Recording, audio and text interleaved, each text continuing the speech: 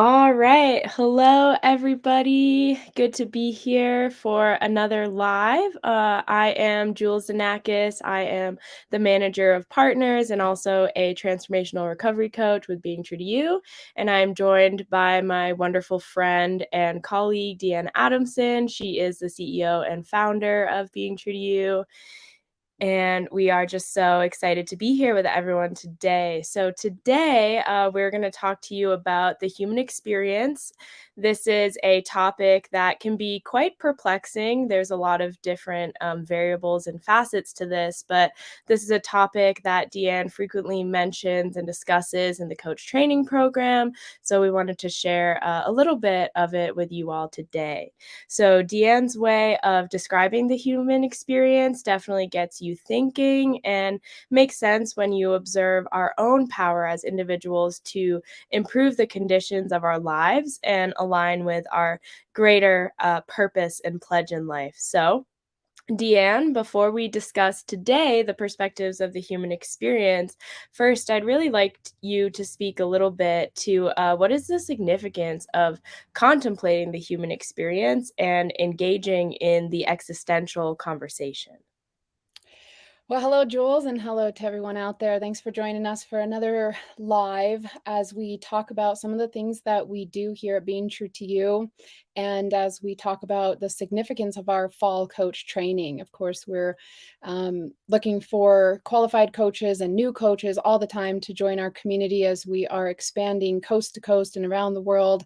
There are so many people out there that need support and need help. And the thing is a lot of the support out there is very surface level. It's very one-dimensional. It's all about mitigating symptoms or just looking at how to heal something from the past. But a lot of what we look at here at Being True to You is the bigger picture. What is the human experience all about? Why are we here as humans?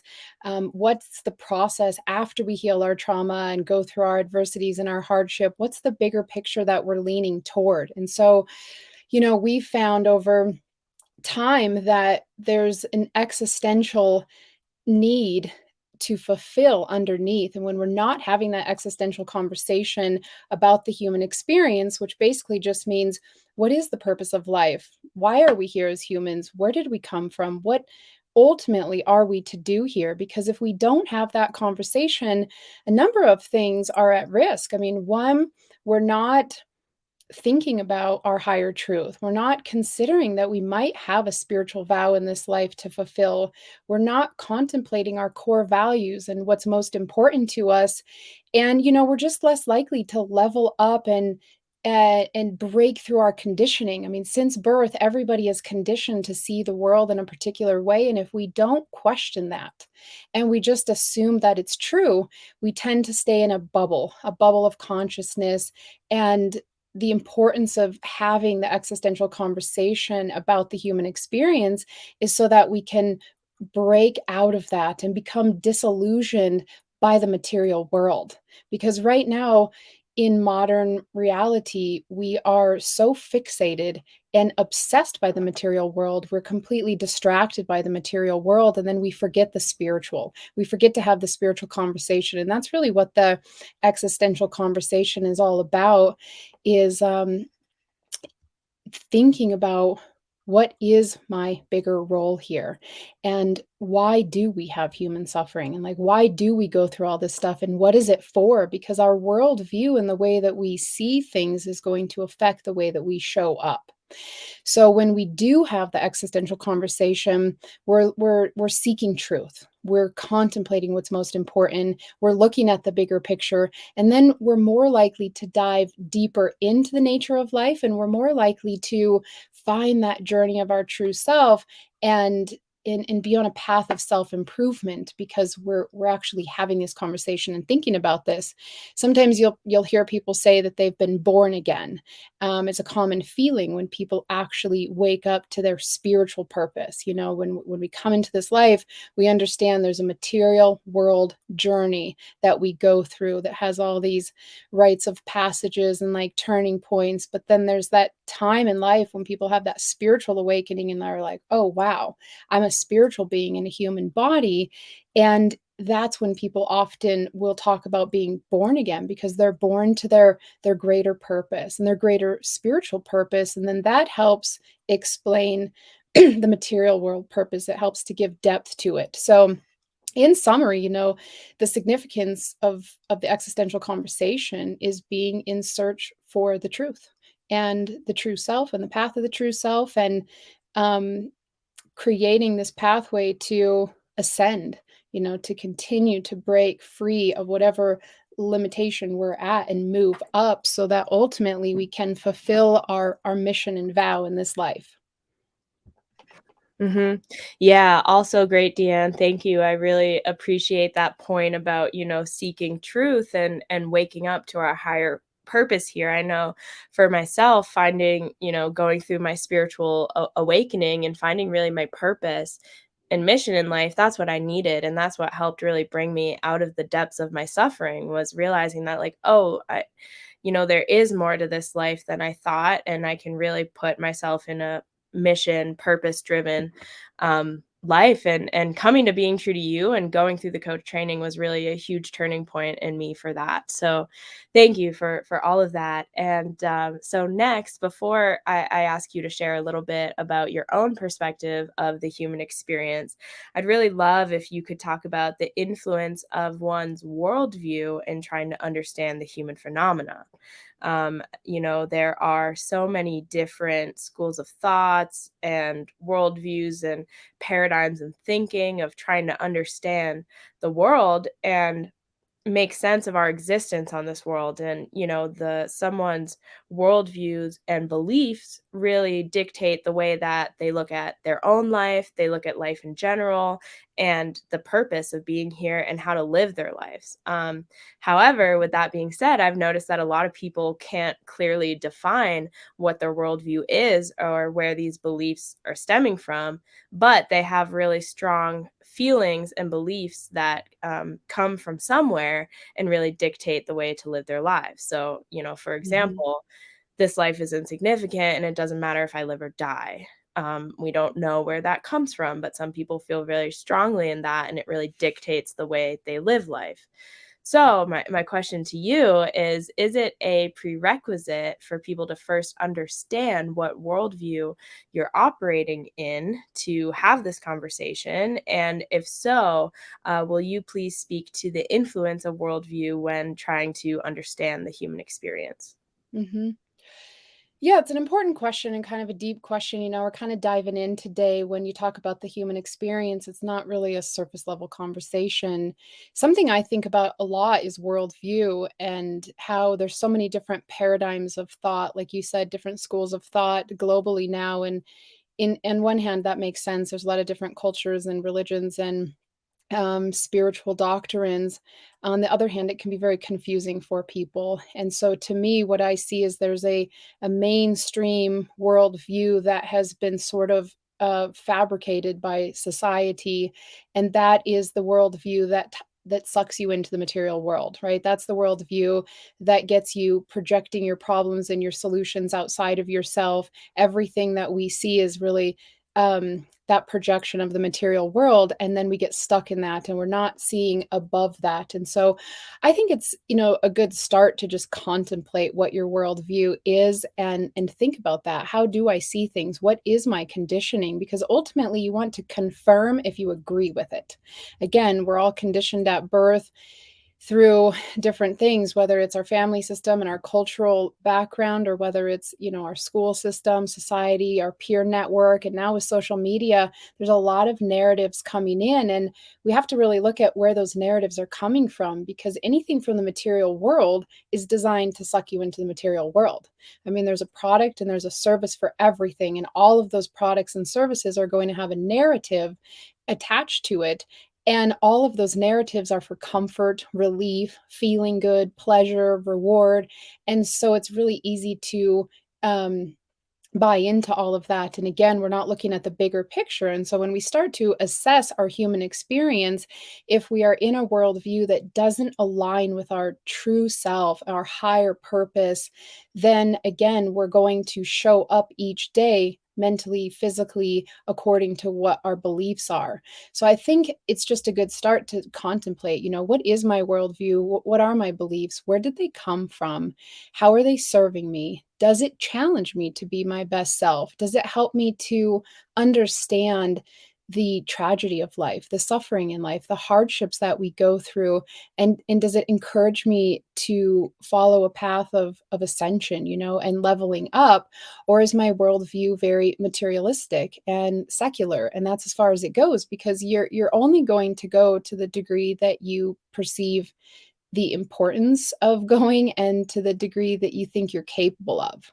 That's kind of what I realized with confidence. Confidence is very interesting because our capability goes way beyond confidence, but we will only go to the degree that we are confident enough to go, even though our ability goes way further.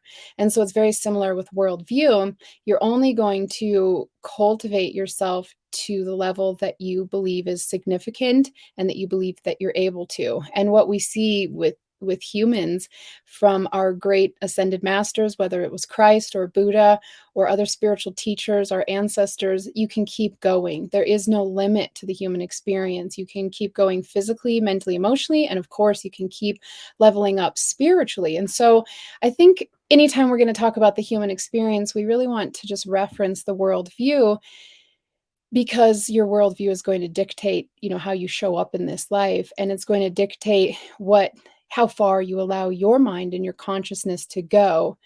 And also, I just want to say, at Being True to You, we're very neutral. And so we create that space for each person to go within and identify it for themselves. How do I fit into this world? What is my purpose? What is most important to me? What are my spiritual principles? So each person has to decide that for themselves. But we like to create that container for people to have that conversation, because ultimately that's where the depth of one's human experience is going to come into play.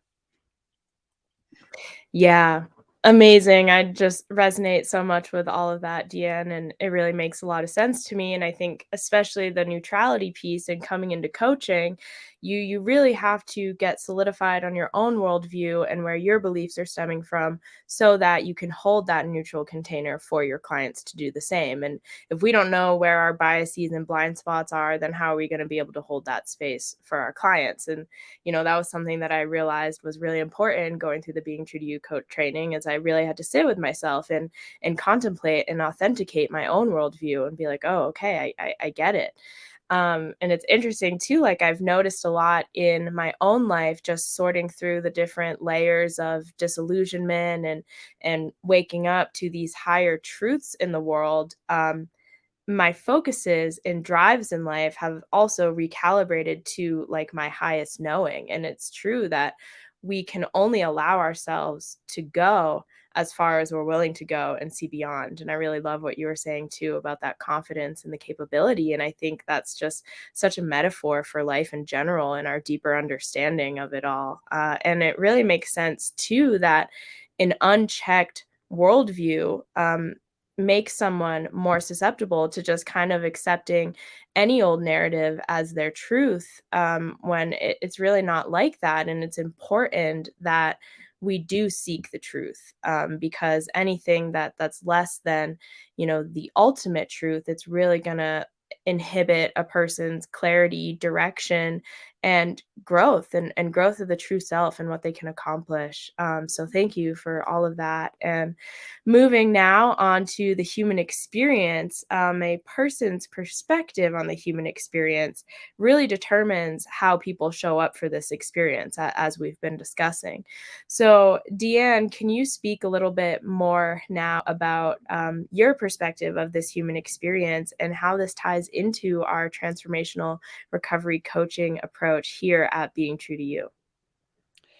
Yeah, well, no small question here, right? So, I mean, first I'll just say, although I believe that there is a ultimate cosmic truth to these sort of questions, I can only speak to my level of understanding. And that's just the thing, and why we don't position ourselves at Being True to You as spiritual teachers, because it's like we're all in our process, all of us as coaches and clients, people, we're all in our process, and we all have to sort of cultivate the truth for ourselves. So I can only speak to my understanding, which comes from my own transformational process. And it also comes from all the work we've done with into the thousands of people, helping them to transform. And we just observe how change happens, the benefit and significance of suffering, adversity, and hardship, and how if we lean into these things, that we actually can grow from them. And if we avoid them, and again, we keep outsourcing the solution to the material world, looking for a medicine, looking for a technology, a technique, anything we can find to fix and save us, that the problem actually gets worse.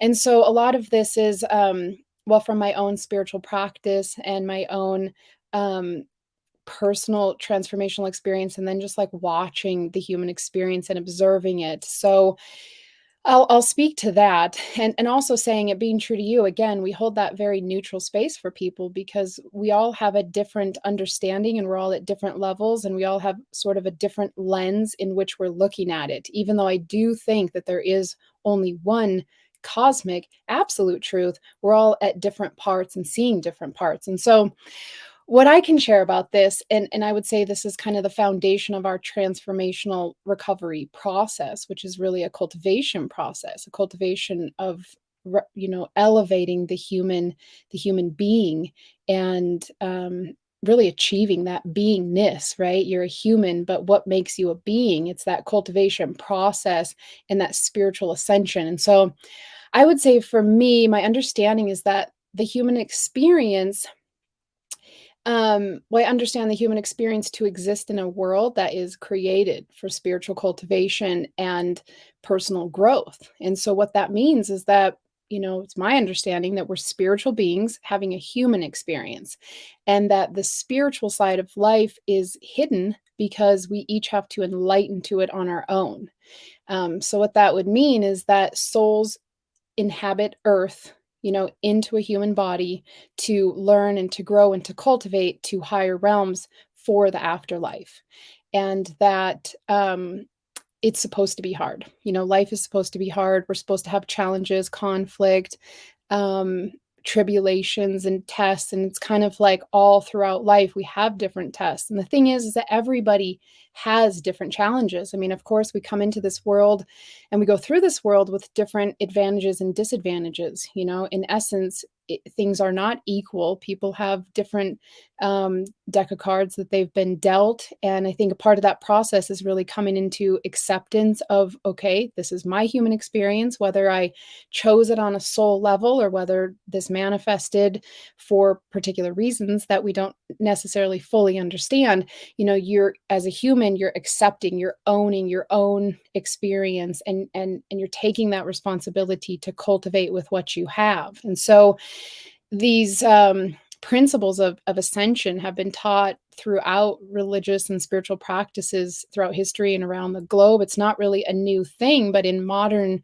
day reality, um, all of the scientific and secular and academic understandings are sort of now in conflict with the spiritual path. And so I think it's important that we step back and we kind of look at the human experience, and we are not so quick to throw out the spiritual path of cultivation. And so, that's how I see it. And regardless of what people believe or how they see it, I think everyone agrees that that personal work is important.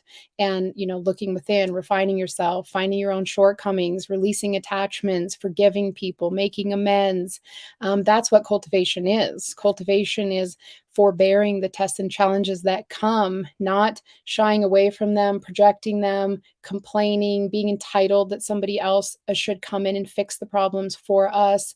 It's taking ownership as an individual, as a family system, as a community, to say, okay, this is what we're faced with, and how can we work through it? How can we lean into it and work through these things in efforts to elevate ourselves in terms of our consciousness, in terms of our vibration, in terms of just our soul on a spiritual level.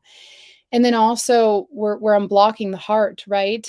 Anyone who's involved in devout spiritual practice or has participated in psychedelic therapies, let's say, or had sudden spiritual convergences, near-death experiences, things like this, you start to experience, at least temporarily, what it's like for the heart to be unblocked. And then you have to go back to your real life and you have to actually do the work yourself to experience that. But that's the human experience. We come into this place, we wake up in amnesia, we don't know why we're here, the spiritual world is hidden from us. And then we have to, sort of figure out life for ourselves. And however that process happens, it's a process of cultivation. It's a process of earning it. You can't just obtain the wisdom. You have to actually earn the wisdom through your own cultivation. And like I said, that's unblocking the heart, clearing the mind, cleansing the body, all of these spiritual principles we've learned for, since the beginning of time. And furthermore, I would say that there's a common saying that I really like, that life is happening for you. Life is not happening to you. And I think that again goes back to worldview. If you think it's happening to you, then you're going to be more likely to fall into that victim role, and you're just constantly getting tumbled over, and it's hard to pick yourself back up because you're just like, why is life so unfair? Why are these things happening to me? But when you flip that and you think, okay, life is happening for me, and you start to realize that maybe we are spiritual beings in a human body, and maybe this is a temporary experience, and maybe all of the pain and the tragedy and all of this is more illusory than we really understand. And that if we can accept these things, lean into these things, feel the pain really, because it can be really difficult to get through these, forbear that pain, and continue on that spiritual path, we can level up through those things that are happening to us, because it's happening to everyone. Like, sometimes we look at, okay, this population has it worse off than this population. It's hard to make comparisons because we don't know what the soul's individual journey is, and what the soul has set up for itself. All we know is that at every level of society, people do have their own version of challenges, adversity, tribulations, and all of these things can be used for growth if we lean into it, versus looking at it as an unfortunate circumstance that needs some kind of external solution. So now I'll also mention, I like to think about the safer bet in life. There's always that like debate between spirit and science, and how do we know if we were created and put here to focus on our ascension, or if this was just happenstance and accident, we're just like happened to be here and it doesn't matter. And that's really the question, I think, that divides a lot of people. And I would say, what's the safer bet? That's kind of what I understood even as a child. I understood this. I was like, what's a safer bet? To get to the end of your life and to cross over and to look back and say, you know what, I worked really hard. I constantly improved myself. I had faith in my creator. I had faith in my soul and my experience here. And I was a good person, and I learned my lessons. I continued to improve, and I stayed on my spiritual path. Versus if you get to the end of your life and you're just like, I didn't take it seriously. I lived in comfort. I followed my bliss. I steered away from suffering and hardship. I created a very luxurious life for myself, and I didn't allow myself to suffer or sacrifice anything. And so if it doesn't matter, right? And at the end of your life, you're like, nope, it doesn't matter how you lived your life. Are you going to regret it that you were a good person, that you did follow your spiritual path, and that you continued to elevate? Probably not. You're probably not going to be upset. You're like, well, I'm happy I still live my life that way, even though it didn't really matter. If you get to the end of your life and it does matter, all of it, and you didn't cultivate, how are you going to feel, when you cross over and you have that conversation with your soul and you look back at your life and you're like, I denied spirit the whole time. I denied creator the whole time. I never even really thought about my soul's development. I really just kept myself comfortable or uncomfortable in the material world experience, and I never had my second awakening. And so to me, it's just the safer bet to assume that we're spiritual beings. I think there's enough evidence and personal sharings and stories that most people can agree that we have this spiritual experience going on behind our human experience. So in any event, so how does this tie into the transformational recovery program that we have? it being true to you, we train and certify coaches, we train and certify retreats that are working with people through transformational experiences, and we work directly with clients. And regardless if we're working with clients or families or coaches, professionals, or we're mentoring and helping retreats, um, we're using coaching as a vehicle for personal transformation and spiritual cultivation. We're using coaching as a way to facilitate the existential conversation in a very neutral, compassionate, non-judgmental way. It really doesn't matter what people come in with, how they think. We're not spiritual teachers. We're not teaching people how to see the world. We're creating that space for them to figure it out for themselves. We're creating accountability for people to continue the integration. Integration happens after a specific event. So this could be a psychedelic event. This could be the birth of a new child. This could be a loss of a loved one. This could be any kind of like major thing in life. And then you're integrating changes after that. And then eventually that just becomes cultivation. And then that becomes the transformation. And so we're holding accountable that process according to a person's own values, needs, and yeah, their own way, like that they want to process life and level up. And then we're just helping people to create that space to discover the true self. Again, having that existential conversation is having that conversation about what is the true self? What does that mean? I mean, we have so many aspects of ourselves, right? Like you hear people say, a part of me wanted to do this, but a different part of me wanted to do this, or I don't know what happened to me when I did that. I was just like absent-minded. And so if you listen to people talk, there's a lot of aspects of who we are. And those aspects come from life. You know, we have a lot of voices in our head, voices of our parents, our sports coaches, our enemies, newscasters, famous people we've seen. And so we have all these different voices and callings, and we're kind of like torn in many directions. And so being true to you, we're holding that space to think about, well, what's my true self? What is that part of me? What does that part of me truly want? And then keeping clients honest to that. And that's really the process of coaching, is the coach is not telling the client what to do or how to think. They're listening to the client. And when the client is in that authentic space, processing their human experience, they'll speak truth. And then the coach is noting that. And then each session holding a client honest to being their true self. So, I would just say overall, my view and my understanding of the human experience, it's a experience of learning and growth. It's an experience for cultivation. And that's exactly what transformational coaching is we're really creating that space. And I'll just say on a last note, it's very different, I would say, than other professions and other ways of getting help, because a lot of professions, services, and products are selling a cure, selling the answer, healing people. And with coaching, we're putting the responsibility back onto the individual and teaching them to look within, them to own their own experience, them to understand for themselves, what does it mean to develop myself as a human being and spiritual being? What does it mean to cultivate myself? And what is the individual work that each person has? Because everyone's at a different point. For someone, they might be hung up on resentment. For someone else, they're hung up on grief. For someone else, they're hung up on addiction. For someone else, they're hung up on this or that. And so you kind of have to see what's the next layer. And that's what coaching is doing. It's looking at the next layer. And then we're breaking out of that, again, that limited bubble of consciousness. We keep breaking out of it and we're getting to higher realms. But the person is doing it for themselves. And that's what's so fantastic. That's why I really like the coaching that we do. And even the spiritual work that people are doing with like psychedelic therapies, because it's between themselves. It's between them and God, them and their true self. And it's the same thing when they come to being true to you coaching. So thank you, Jules. It's a big question there. Mhm.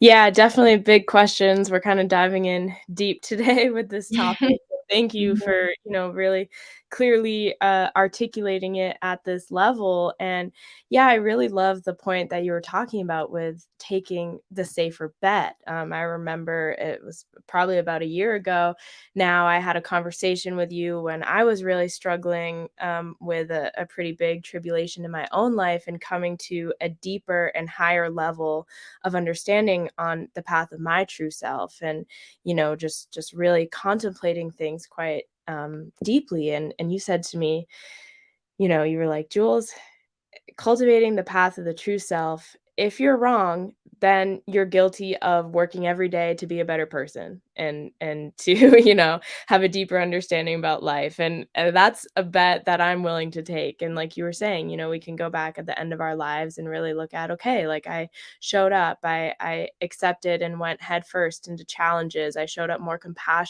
compassionately and truthfully for people. And I think these are important things to think about, that no matter the worldview that we come from, like, can we try and always be the best version of ourselves and always up leveling in that way? And I've sat with quite a few different paradigms and ways of thinking in my life. And from everything that I've seen and discovered so far, it does make sense to me. And I really resonate with this idea of, we are here for spiritual cultivation and for personal growth. That, we are spiritual beings having a human experience here in this world. And it really is about sorting through the world of delusion and materialism and all these things that are trying to pull us away from the path of the true self. So how can we wake up and remember the path of the true self and who we really are and what we're here to do? And we hear religious people and different spiritual paths talk a lot about being born again, like you were mentioning, and it does make sense. Like we're born once into this physical world, and then we are born again when we remember what we're here for, when we remember our journey and our path, and our point of life. And, I think that that's really beautiful. And I think the path of the true self and being true to you is really helping people find that, and I think that's why people love our program so much, is because it's really unique in that way. And we are helping people turn internal, hold a mirror up to themselves to find those solutions instead of just externalizing everything. And, the coaching holds the space for people to really go within and really strengthen that intuition, because I feel that we all know deep inside of ourselves, like what's right and what's wrong and what we need to do to get out of our challenges. But the hard part is really implementing that, right? So that's where the coaching comes in, because you do have that person that will hold you accountable, non-judgmentally support you, and really help you through each step of the process. So thank you for all of that. So now, Deanne, let's talk about the existential circumstance. This is something that I've heard you speak about quite a bit, and I think it would be great to share it with our audience today. So what do you mean by the shared existential circumstance, and why is this important when talking about the human experience? Yeah, it's something I kind of started to think about some years back because I heard a lot of people coming in and speaking about their conditions and symptoms and ailments and all their problems. And I just started to think, like, this just feels like life. We kind of want to make these things abnormal or say that they're unfortunate. But then when I look at it, I'm like, well, really, most of the suffering that we go through is a result of the factors that came before it. And so is it abnormal or is it normal? And so then I just started to think about the existential circumstance in general, and I was like, oh, we're all in this as humans. Like, and so then I started to like map out, well, what is the existential circumstance? And I was like, well, first of all, it's our mortality, right? We have this circumstance of life and death. We have physicality, right? We have the circumstance of waking up in the physical body every day. I know some people, when you're so depressed and you're just like, so in the trenches, you just like hope you don't wake up in the morning, but you do. You wake up in the morning, you're back in the physical body, and we're limited by the physical body, right? The 2 eyes, 2 ears, hands.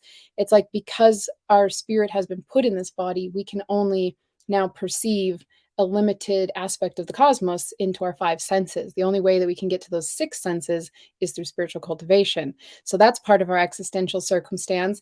And then the materiality of it as well. We keep waking up in this material world. And as many of us know, our existence goes vastly beyond the material world, but yet we keep waking up here. So that's part of the existential circumstance. And I would just say it's a shared predicament of all people. All people share this predicament.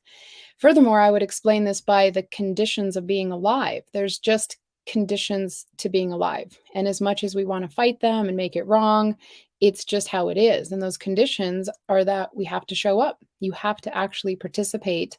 If you're not participating, then you'll suffer consequences, right? If you don't get up and eat, you're going to starve. If you don't move and use your body, you're going to become too weak and limp to move your body.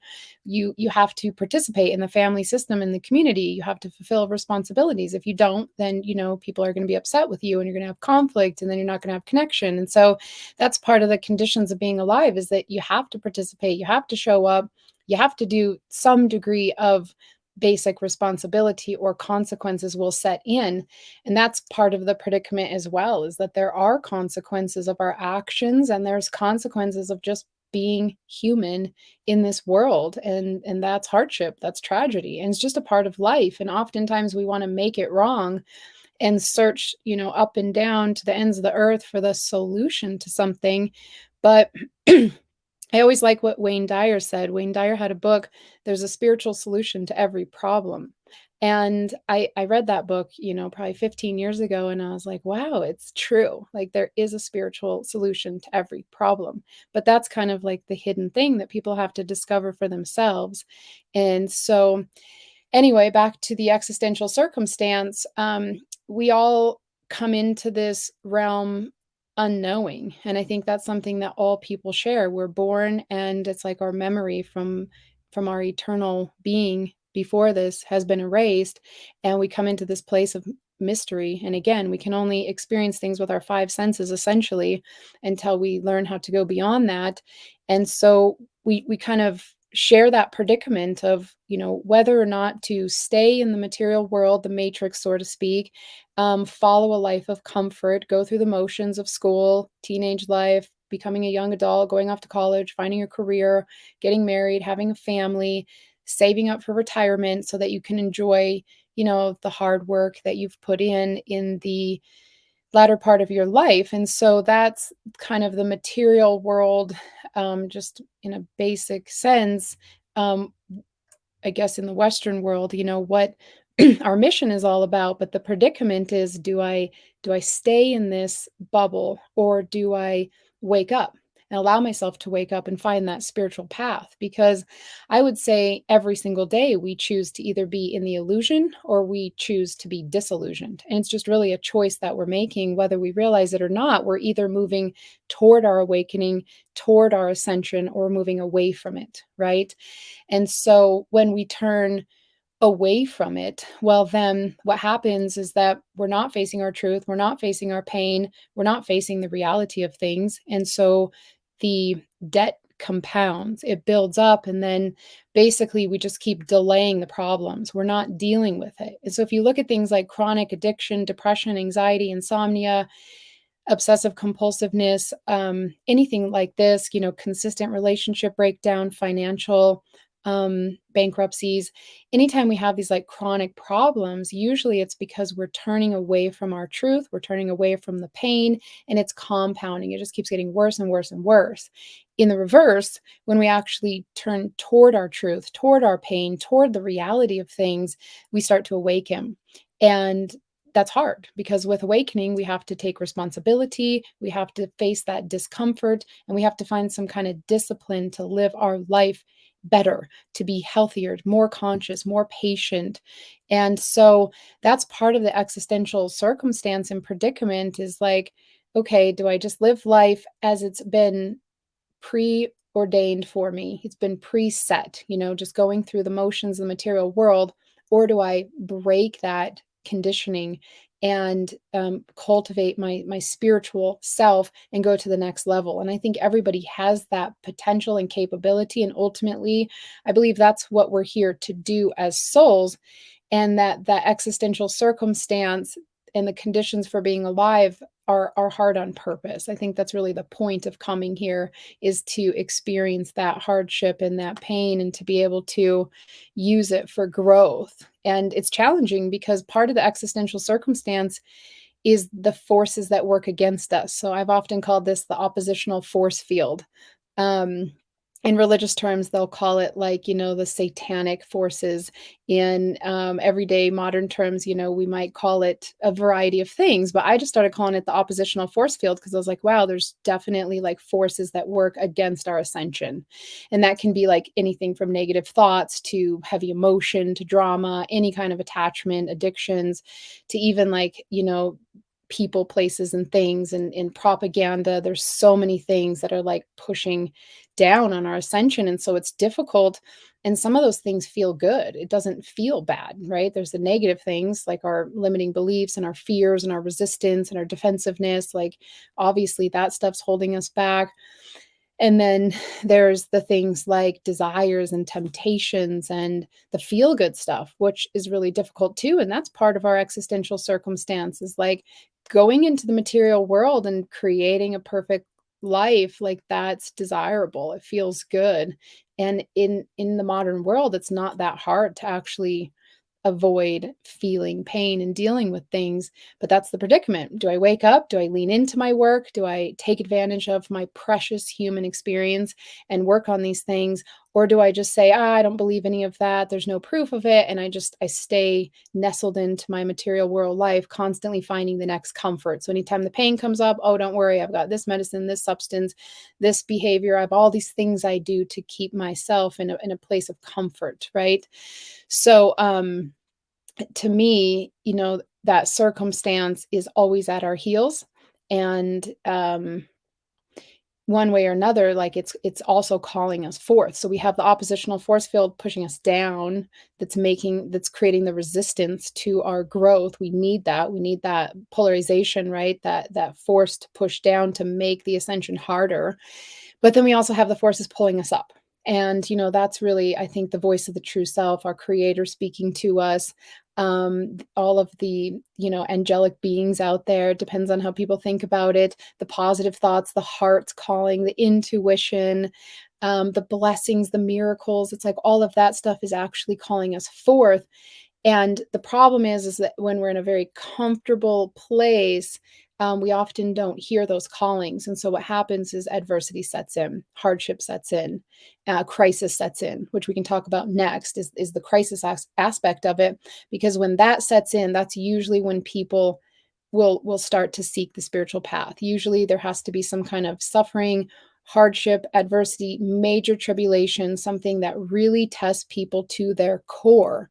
And that's when people will actually stop and start to have that existential conversation, look deeper into their human experience, and start to consider maybe there is a bigger picture. And so the existential circumstance is something we all share. It's a predicament we all have. It's difficult for everyone, whether people can hide it better or not. I have come to find out, coaching people at every level of society, that it wears on people down deep if we ignore this part of us, and things just get worse. The issues compound, the debt compounds, the emotional, mental, physical problems compound, and then eventually people just, they break down, fall to their knees. And that's the beginning of the awakening, in that moment when we realize there is no external solution. It's an internal process. We have to go within and do our own work. And that's what we do here, with transformational recovery and integration.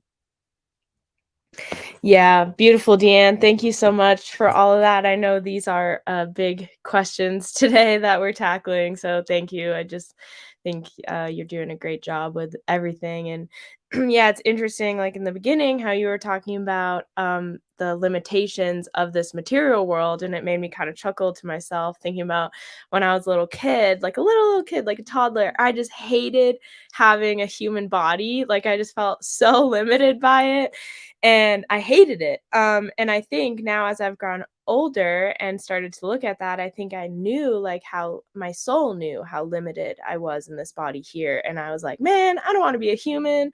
And I became, at a very young age, really disillusioned with this material world. And I knew that there was more to this world than what we saw at the surface.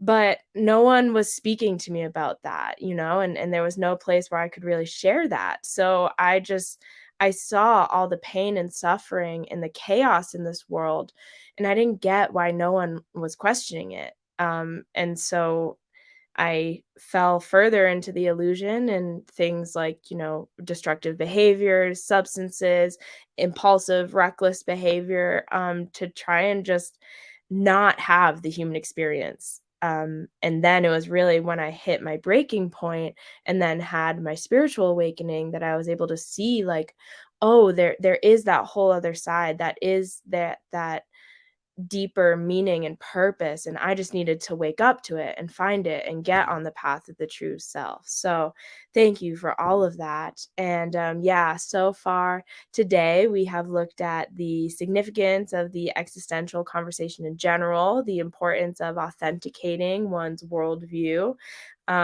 your perspective, Deanne, on the human experience, that it is a world created for spiritual growth and cultivation, and that life is supposed to be hard. And just now we talked about the existential circumstance that everyone shares, that can really help normalize a lot of the suffering and challenges and conditions that we all face and can get hung up on and struggle with.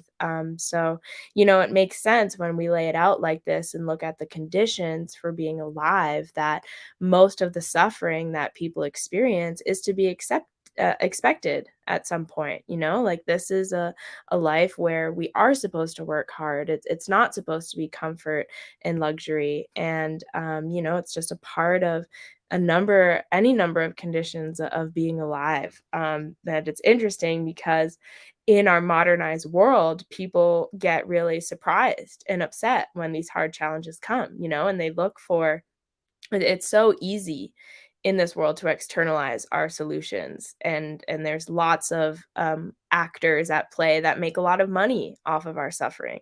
And if someone turns internal to cultivate the truth for themselves and find those solutions within themselves, well, there's no profit there because everyone's being working on themselves. And if there's no more suffering, then that just takes out a whole market. But anyways, that's a whole different conversation for another day.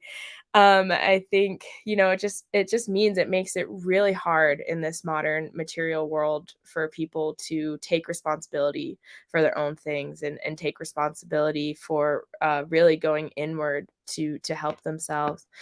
So my next question for you really gets to the existential crisis. We share an existential circumstance like we just talked about, and we have the opportunity to accept these conditions for life and really lean into the hard times and use them for our personal growth and cultivation. But what happens when this circumstance becomes an existential crisis? Mhm. Yeah, so, this is I would say, the existential crisis happens when you're not in your truth and when you're not in alignment with your true self. And so that's just bound to happen, right? Because we're not necessarily born, well, maybe we are born in our truth actually, but it's like through childhood and through adolescence and just through the conditioning of the material world, we lose that naturally. I think that's just part of the experience and that's what's going to happen, is that we are pulled in a bunch of different directions and that we develop all of these big dreams and big attachments to go in a particular direction. And then eventually in life, we sit back and we feel that emptiness inside. We feel that something's missing. And you'll hear a lot of people talk about this in this line of work of like, I have everything. The people that have nothing and the people that have everything, same thing. They're still experiencing that emptiness, that void, that there's something more. And so sometimes people are able to pick up on that sooner and lean into that a little bit quicker and start to understand that there is a deeper existential calling. And sometimes people just ignore it, right? We can easily ignore it today with all of the different distractions and attractions and addictions, addictive things. There's so many ways to fill that void temporarily that we're not listening to it. And then that's when the existential crisis hits. And that existential crisis could be looked at as a negative thing or a positive thing, right? If you see it as a negative thing, you're kind of go down with it even more. If you see it as an opportunity for deepening your human experience, like that's where you're probably going to start to awaken and climb out of things. So there's different kinds of existential crises that people can experience. You have the life crises that I would say most people face. The biggest one is going to be a life-threatening situation. You know, anytime you receive some kind of life-threatening report from your doctor, or just something major happens, I mean, that certainly is an existential crisis, right? And then you just have the social life threatening situations as well, such as your reputation is threatened, your position in society is threatened, your position in your job is threatened. Like that can be major for people, right? These are just major crises. There's financial crises that can be very extreme. um, any kind of major tribulation or tragedy is going to be an existential crisis potentially, right? You have a loss of a loved one, loss of a major opportunity. You just spent your whole life to, get to the Olympics or something, and you lost at the very end. It's like these tragic things happen. And I think that that's where the existential crisis hits somebody, and it hits deep inside of them. Like you can feel that, going out to happy hour with your friends or going home and like playing with your children is just not going to be enough to feel that void. And so to me, the existential crisis, and a lot of people in like the modern transformational world will call it motivational crisis, right? Like something happens to motivate change. And so that existential crisis is going to hit when we're not in our truth, when we're not being true to ourselves, when we're not on that journey to help us to course correct. And usually there's some sense of urgency to act now. That's really what a crisis is, right? Is like something's happening now. There's a sense of urgency to do something about it, or else the suffering will continue to get worse. And so that's where the choice comes in of the human being to say, okay, am I ready to accept the situation, lean into it, and work through it? Or do I want to find ways to avoid it, escape it, numb it, and continue to suffer the consequences in that direction? Because really, as humans, you're going to suffer either way. That's kind of what I realized a long time ago, is like, we're going to suffer. We just want to choose our suffering, right? So either I'm going to suffer because I'm sacrificing all the good things, right? Like, let's say, um, like sugar, something I've had a long attachment to. I like love eating like sugary things, right? So I'm either going to suffer by eating too much sugar and getting inflammation in my body and having an unhealthy gut and a headache and dehydration because I'm eating the sugar, or I'm going to suffer because I'm giving up the sugar and I'm having to eat healthier things, and I'm having to sacrifice the immediate gain in the moment, for a bigger gain. And it's like, that's what I realized about life is you can't really escape the pain and the discomfort. Through a change in mind, you can, I think, not experience it as suffering as much per se. But either way, there's going to be suffering if you take the path to bettering yourself, or if you take the path to comfort. And so it's kind of like, which one do I want to choose, and which one's going to have the better result down the road? So there's those life crises, and then of course there's the spiritual crises. And the spiritual crises is failing to seek your truth, failing to wake up, failing to discover the path of your true self, and failing to find your purpose in life and cultivate your way back home.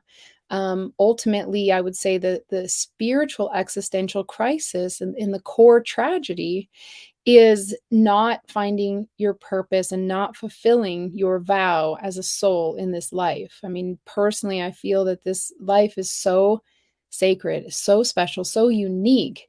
And that's for a different conversation as well. But to get a human body on earth at this time, which a lot of people call end times, this is not a normal lifetime. This is a very critical time in our civilization where I believe that the opportunities for soul ascension are much higher than normal because the conditions are so rough right now. I mean, if you look out at society, the conditions are just, they're rough. I mean, we're in an existential crisis. We have every kind of epidemic going on out there, from addiction epidemics, mental health epidemics, physical illness epidemics. I mean, you name it, right? The whole world is in an existential crisis. And I believe that is because everybody is being called to level up, to find their true self, to find their purpose, and to cultivate. And that instead of trying to fix the world, we need to see things differently, that we need to evolve ourselves. The world is acting this way for us to grow. So it's not about fixing the world per se, then we're missing the point. It's about actually cultivating ourselves to a higher level. And as we do that, naturally, the conditions in the world will improve. And so you can look at the existential crisis from a individual level, family level, community level, or humanity or global perspective. I mean, but you can see the crises will increase when people move away from their spiritual center and get more and more lost in the material world. Then those existential crises are going to come up to pull us back in. It's suffering. Essentially, the significance of suffering is so important because it really is what pulls us into that higher state of mind. And then this is, the opportunity to uh, transform oneself. And that's really where the excitement of the existential crisis comes in everyday terms, or in sort of the spiritual community. I often hear spiritual emergence, or spiritual emergency. And it's kind of your perspective, right? Is it a spiritual emergency, or is it a spiritual emergence? It really depends on your mindset. If you see it as a spiritual emergency, more than likely like a physical emergency, then you're going to treat it with material world remedies. If you see it as spiritual emergence, you're more likely to lean into it and say, aha, this is my moment to grow. And when you really look at and observe the human experience, you see that there's always pain in gain. There's always pain in growth. And so we tend to see these things in the modern world as bad, unfortunate, we need to fix them. But really, if you look deeper, that's actually how we level up, and that's a transformational process. You're transforming all of the things that are not truly you, all of the things that you've picked up from birth, whether it's limiting beliefs, whether it's toxicity in the body, whether it's dramatic unhealthy emotional patterns within your relationships, whatever it is. It's like you're transforming all of that isn't true, all of the dark particles in the body. You're transforming them into the light particles, right? And that light particle is the purity. It's the essence of what we really are. And so that transformational process is the opportunity in the existential crisis. And I think each person knows down deep, that there is that opportunity to wake up and to create change, and then they will start to seek for help. And usually that's the people we see reaching out to psychedelic therapies and reaching out for coaching. It's like this knowing of, I have to do this on my own, don't I? Like, there isn't a way to do this. I have to show up. And I think that's why people will enter into the psychedelic space, because when you lock yourself into these medicinal experiences, as they're called, you have to sit there with yourself, and you have to look in the mirror, and you have to start facing that stuff. And it's painful, and it's difficult, but it feels good at the same time. It's like it feels good to feel pain. And once you start to realize that, you realize it's not as scary as you think to face what's underneath the trauma, the betrayals, the isolation, the abandonment, the rejection, the humiliation. It's like all of these things that we go through that are so painful. You realize that it's more painful not to face it. And that when you actually just lean into it and you feel the burn of it, you're actually burning it off. You're burning that pain and discomfort off, and you're moving into a place of greater peace and acceptance, and eventually tranquility. So the existential crisis, I would say, is a gift, and it's a wake-up call, it's a reality check, and it's gonna hurt, it's gonna be painful, it's going to turn people's lives upside down. But if we think about the bigger picture again, and what we're really here for as humans, and we remember that, we start to see things a little bit differently. We start to see like, wow, something out there is continuing to pull me upward, and help me remember why I'm here, so that when I do cross over, whenever that is, like, I'm sure to level up and leave this place better off than when I came. So yeah, that's the existential crisis. There's just so much that we can share about that, and I would say that's why a lot of people come to being true to you. And furthermore, why we're looking for more coaches, because honestly, with all these epidemics in all of the things people have tried every medicine, every product, every service. I mean, that's what people always tell us when they call. I've tried everything, nothing works. And we're just like, yeah, because nothing will work. They're tools. You can use things as tools, catalysts for growth, but you can't depend on them to change you or fix you or save you. Like, you have to do that work yourself. And so those are often the clients that we see are either facing that existential circumstance, and or they're facing the existential crisis and they don't know what else to do, and so they reach out for help, and then eventually realize that the solution is a process. It's a journey, and the journey has lots of rewards and benefits and blessings, and it's just incredibly miraculous, but it takes work. So thanks, Jules. Back to you. Mhm. Yeah, thank you, Deanne. So, if I really think about what I'm hearing here, it's that if people don't accept the life for what it is and the circumstances they've been giving, and lack to seek truth and find purpose or cultivate the path of the true self, like that really is the ultimate crisis, when our soul isn't able to wake up. Or alternatively, if someone thinks that they have woken up, but they haven't discerned the truth for themselves, so instead they've really just stepped into a planted paradigm, that has, its own hidden agendas, and is really controlled. So it is interesting because this crisis, and I've experienced this for myself, it really can be a point of awakening or and transformation. Or it can really be the greatest tragedy of all if we don't truly wake up to it and make those changes, for our betterment. So, yeah, really interesting. We've gotten pretty heavy here. So now let's turn and look at the positive side. You started with talking about this, but looking at the existential circumstance, what would it look like to take the high road? If people, human beings on this earth really have a predicament of life or death, and cultivate and ascend, or fall deeper into the delusion and miss the point of life, then how would you describe living life well, living life fully, really finding that fulfillment in one's grand mission and purpose, versus, just kind of living an average, ordinary, or even less than ordinary life? Yeah, and this is what we'll wrap up. So, anyone listening, thank you so much for listening to our talk. We would love to hear your thoughts. So, continue to put comments in and just share what your perspective is on life, because that's what's important, I feel, is that we continue to share experiences and we continue to talk with each other about these things.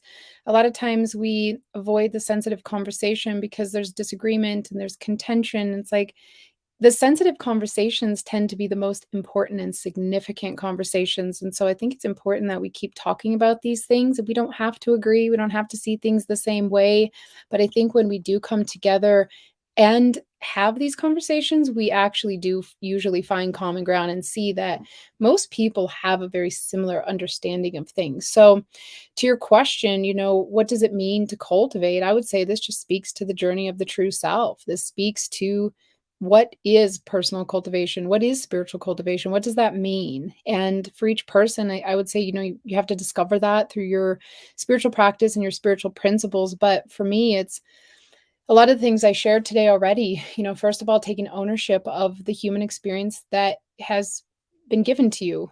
Everyone has a different experience. I don't think that we're equal. I think everyone has a different journey, a different soul's path, different things that they need to learn and work off while they're in this life. And so the first thing is like accepting, okay, this is my life, and these are the things, my strengths, and these are the things that hold me back and make it harder for me. And either way, I'm going to take full ownership for that. Then you're discovering, that inner true self. Maybe you're connecting with the voice of the true self. Maybe you're going through and identifying what is most important to you in this life, your core values.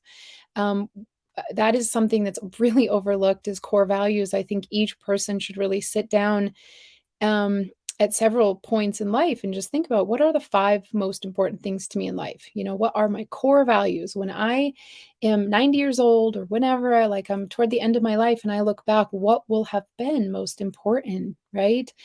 And then when it comes to cultivating the true self, you're finding a devout spiritual practice to stick to. You're not jumping around to every spiritual practice and combining things from every spiritual practice. It gets very messy, it gets very confusing for people, and there's not a lot of ascension when you combine everything. And that's kind of the modern world these days, is just like a little bit of this, a little bit of that, a little bit of this, kind of drawing from every religion, every spirituality, and it's just this big mixing pot. And it's not as clean of a spiritual path as if you find that one spiritual path that you can cultivate through. And that cultivation is cultivating the mind, which is, letting go of the negative thoughts, just the extraneous thoughts, really tapping into that true voice. That's actually a process too of cleaning out the body, cleansing the body, letting go of attachment. The more toxicity that we put in, the more junk food, like everything that we put in our body, it's like a consciousness and it sticks to that inner digestive tract, and then it actually can manipulate your brain, right? So it's like if you eat a Snicker bar every day, literally that in your gut biome is going to ask you to keep getting a Snicker bar every day. Like literally you are what you eat. That is true. And so when you do that, you're actually you're allowing your behaviors to control your mind, right? So we really got to clean out that body. We have to do regular detoxification, like live a detoxification lifestyle. This is a huge thing that we talk about, it being true to you. Doesn't mean that you're giving up every yummy thing out there. It just means that you're tempering yourself. You're not just taking into your body anything that you desire. You're actually being more mindful about that. So you're cleaning out your mind, you're cleaning out your body, you're unburdening your heart. To unburden your heart, you have to let go of things, forgiveness, making amends, making things right, developing compassion, kindness, patience inside of yourself. I would say that's the core of spiritual cultivation, is really elevating the heart nature. This is what Jesus would talk about. This is what the Buddha would talk about, right? Is that heart nature. That's really the core of what we are. And so we want to unburden the heart. And it's just like an overall process, I would say, of mind, body, spirit, and cleansing, purifying, rectifying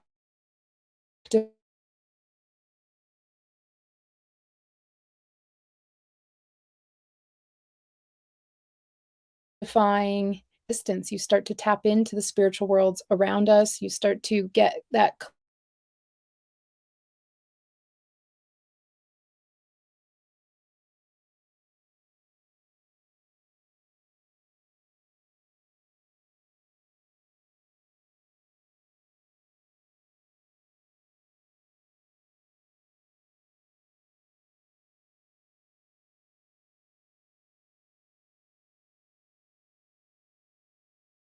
clearer connection with your creator in this world, right? So,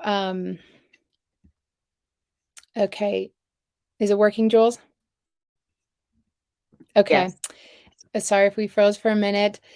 And so, and then I think, you start to activate your life purpose, beyond. You have your spiritual cultivation, which is your own personal work in enhancing your character. And then you have your material world mission, right? And that just starts to become so much more important, instead of just going to a job or whatever, and it's like so mundane to collect a paycheck. Now you're going to work to help people smile, to help people feel good. It doesn't matter what job you're in. If you awaken the heart and you awaken the spirit, all of a sudden you can make a difference in everyone's life that you touch, whether you're a shoemaker, whether you're a banker, whether you're a billionaire. I mean, it really doesn't matter where what you're doing. If you awaken that spirit within, then you're going to be serving people in any job that you have. And so, yeah, there's just so much we could say, but just in general to your question, I would say that personal cultivation is the most important. And I would say that's the transformation that we need to make as a society, because as a society, we look out and we see the problems in the world and we see all the issues and we want to fix it out there. And we want to demand that something else fix everything for us. But I don't think that that's really, I think that's missing the point. I think the point is we have to look within. So if we see something out there that we don't like, we say, what don't I like about it? and how is that a reflection of me, right? And if we see something that's not right in the world, it's like, okay, where is that inside of me? And that's the cultivation. It's looking within and figuring out where is my work. And that's how we change our world. That's how we change our civilization. That's how we create more peace between everything and make sure that everybody's basic needs are tended to and that everyone has, their freedoms, everyone has their rights to the human experience, everyone has their rights to resources. That's how we achieve it. We can't demand things to change outside. We have to actually look within and find that compass within ourself in our own true north and cultivate that. And it's a process of character development and, like I said, mental refinement, spiritual refinement. So we could have a whole talk just on that, Jules. Yes, we certainly could. So thank you for all of that. And yeah, I see that cultivating the path of the true self really is in alignment with a lot of faiths and spiritual practices and principles around the globe, and that it's really, doing one's own work. That is the point of the existential circumstance and the message that we receive in the existential crisis. And it's up to us to really turn inward, receive that message, and implement it, or suffer the consequences for not doing our work and not having the opportunity to fulfill our grand divine mission, in this life. So, this is why we see that it's really important, that we all as individuals do our own work so that we can get out there and help others to do their own. And that's why Mhm. coaching is really such a great way to achieve this, because you have the constant accountability, for your own work, and you can make a living helping others do it. So in our training, like we've talked about, it really is a personal, deeply personal, as well as professional, growth experience. And when you really, zoom that out a little bit, your clients are preparing for exactly the same, because they're going to be able to receive the coaching from you, do their work, so that they can go out there and help more people fulfill their greater mission. So, this is exactly what we do at Being True to You. If you have any questions, you can let us know. And for one final question for you today, Deanne, what is the Being True to You coach training, uniquely suited to help people on the journey of the true self? Why are we in the position to do that with this coach training? And why is our process a key component in resolving any matter of suffering or discontentment? Hmm. Yeah, well, I'll just say a few words and thanks again for whoever stayed on for a whole interview. Yeah, I would say the Being True to You training has become something really special, something really unique. And I don't know if it's because of all the integration work we've done with people through psychedelic therapies. I think it's so multidimensional to go in these spaces, and people are really facing, deeper things than I would say that most people that are just going to a counselor or a coach are dealing with, or if it's because of the spiritual emergence that's happening globally that people are opening up to this. But regardless, over the last 12 years that we've been running Being True to You, we've attracted a lot of depth into our program. Like I said, that's why we like to talk about the human experience and take it a little bit further than just healing from the past, healing trauma and healing the brain and all of these things, and actually look at, okay, what comes next? What's the bigger picture? So I would say our training is very powerful and relevant because, one, we look at all states of suffering and we go through each of them. We have our own nomenclature we've created from a non-medical perspective so that we can talk about the different states of suffering that people show up in, and how can coaches help people through each of those experiences. Also, all of the coaches are trained to look at all of the conditions of life as just part of the human predicament and a reason for cultivation. So instead of pathologizing particular symptoms and situations and conditions, instead we're looking at it as opportunities of, like, okay, how can we use this as a launching pad for growth? And if you watched our lives, you know that that's what we do. We use addiction and states of suffering as a launching pad for personal transformation. So we're leaning into these things, and we've provided our coaches a language and a method around all of this that just feels right to clients. It just feels right in the core of their being. We also teach the fundamentals of integration and cultivation, which equals transformation, right? So integration is when we're integrating a specific event that has happened, and then cultivation is just the everyday work that we're doing. And through everyday cultivation, when you're on that path, that's when you're really going to start to see the results solidify in your life and everything come together. Because I think about it like a bicycle spoke. If you're in the middle and then you have all these like lines going out to create your life, oftentimes when we're not doing our work, we have a problem in every area of life. And what we're doing and what we're taught to do is to go fix each problem. But the easier way is just work on yourself. If you work on yourself in the middle, everything around you just automatically starts to blossom. Relationships get better, finances get better, health gets better, living situations get better, because you're changing your own vibration within yourself. And I think that we focus on that core work and those core issues. And people are encouraged to do that work. They're encouraged to look within and do it for themselves. We're not selling a cure. We're not healing people. Like I said, we're not spiritual teachers. We're encouraging people to show up, do the work for themselves, and really earn those rewards in their life. And that's what feels good, right? When you take a medicine and you feel good, you know that it is that you took a substance that makes you feel good. But when you actually get in there and you do your own work, it's like climbing to the top of a mountain, finishing a marathon, raising children. It's like when you do that for yourself, it feels good. It's like, I did that, right? And that's really what we're doing here at Being True to You, is helping people create their own results. And then just as a community, I would say we have the capacity to hold those larger than life conversations. A lot of times people won't speak up about what's going on because they're going to be judged, they're going to be diagnosed, they're going to be shamed, they're going to be interrogated for, why do you believe these things? And I think what's great about Being True to You is we work with people of all paradigms, all belief systems, and people who have had experiences that are hard to explain to other people. And we have that container to really express what life has been like for you, so that you can get to that core matter that's weighing on you and work through it. Mhm.